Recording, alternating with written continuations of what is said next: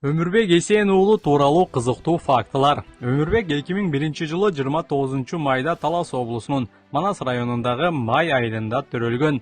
Ал 16-17 жаштан баштап айыл ичиндеги улактарда ойногон. Ал улак ойноп баштаганда тенеси жакындары анын улак ойношуна каршы болушкан. Өмүрбек жакындарынын каршылыгына карабастан үйдөн качып болсо дагы көк бөрү өтүп жаткан оюн талааларына барчу.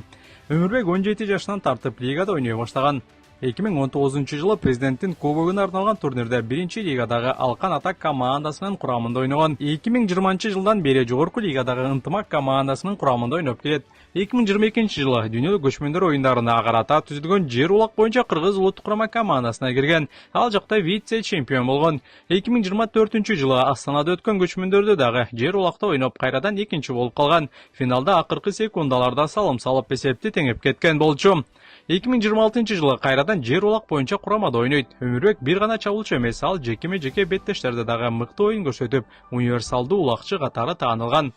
2022-жылы Көк Бөрү Федерациясы аны жылдын мыкты жаш оюнчусу деп тапкан. 2023-жылы дүйнө чемпиондугунда Ынтымак менен чемпион болуп, Мелдештин мыкты оюнчусу аталган.